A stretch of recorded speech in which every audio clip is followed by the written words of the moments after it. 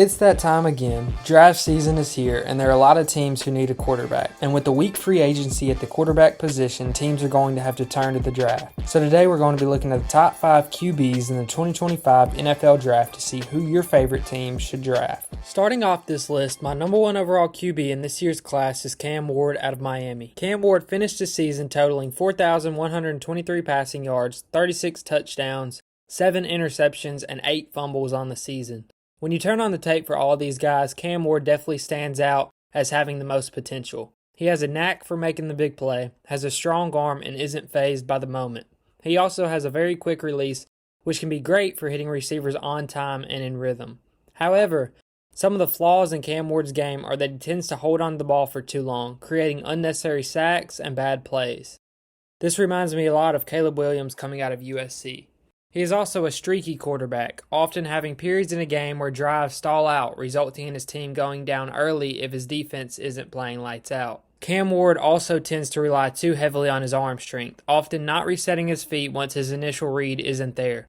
This is fine in college, but Ward has a good arm, not to be confused with great. Therefore, he will need to reset more at the professional level to be able to fit the ball into tight windows in the NFL. Overall, I have Cam Ward graded out as a top 15 player in this class, but being a quarterback, I could definitely see Cam Ward going to the Tennessee Titans with the number 1 overall pick.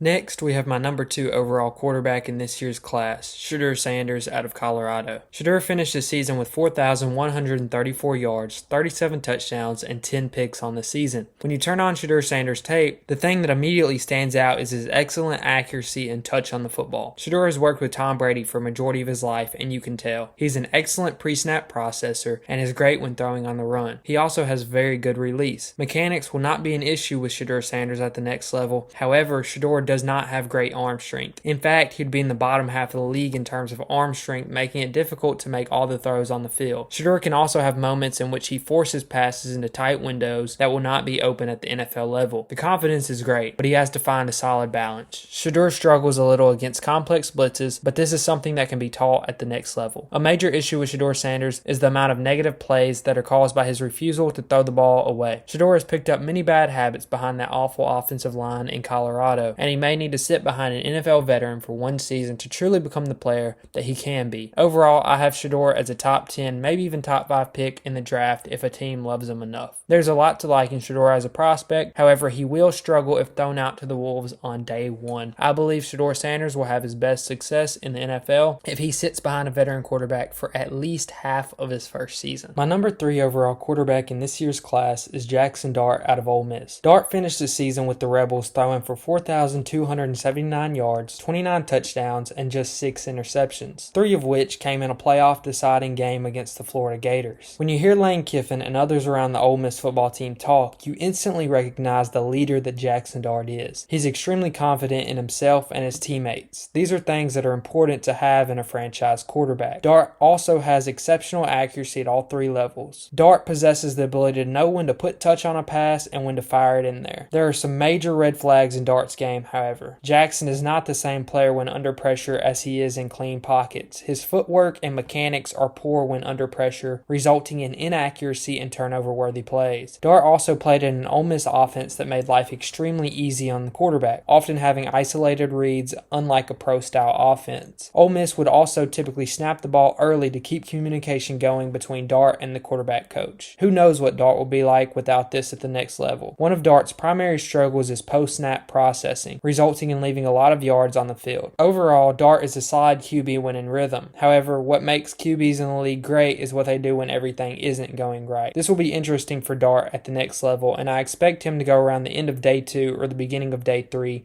as a team like the Jets could allow him to sit behind Aaron Rodgers and grow into a great NFL quarterback. I have Jaxson Dart as my best value quarterback in this year's draft. My 4th overall quarterback in this draft is Jalen Milroe out of Alabama. Milroe finished the season with the Crimson Tide posting a stat line of 2,844 yards, 16 touchdowns, and 11 interceptions. When looking at the tape on Milroe, his physical traits immediately jump out at you. Milroe is an extremely athletic, durable quarterback who can easily get you 1 yard whenever you need it. Because of this, I wouldn't be surprised if some teams ask him if he'd be open to play a Taysom Hill role on their team. Milroe has an extremely strong arm as well, causing him to have an extremely extremely high ceiling. However, Milroe is a boom or bust prospect at the quarterback position. Milroe has small hands, leading some teams to question whether he will be successful in the NFL. Milroe also has bad footwork, often bails out of clean pockets, isn't a great anticipatory thrower, and is extremely inaccurate at times. However, Milroe does have moments on tape where he's extremely accurate and can take over football games. These things cause me to believe that Milroe will be picked around the 3rd or 4th round because of how incredibly high his ceiling is, the highest of this draft, but also how low his floor is, the lowest of this draft. Milroe has had moments at Alabama where his potential has flashed, but he has just as many head-scratching moments. So overall, Milroe is an extremely interesting prospect with an incredibly high ceiling, but also an extremely low floor. Worst case, I see Milroe as a backup quarterback who can come into the game on 4th and short or on goal line packages, running plays similar to what we've seen Cam Newton and Josh Allen do at the NFL level. My final quarterback we're going to be going over today is my 5th overall quarterback in this draft, and that is Kyle McCord out of Syracuse. McCord finished the season with the Orange throwing for 4,779 yards, 34 touchdowns, and 12 interceptions.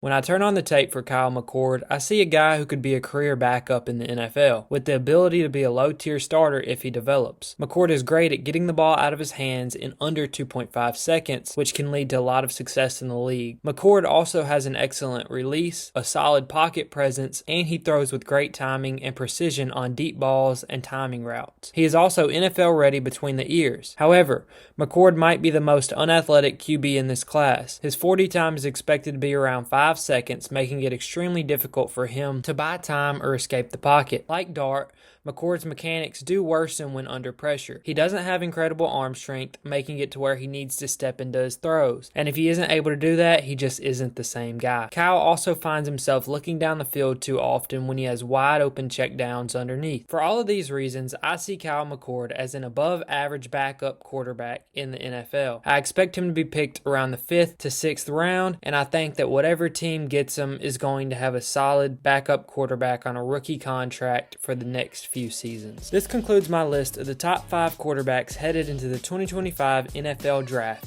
If you made it this far in the video, consider subscribing and let me know down below what you think about my list and where you rank these quarterbacks.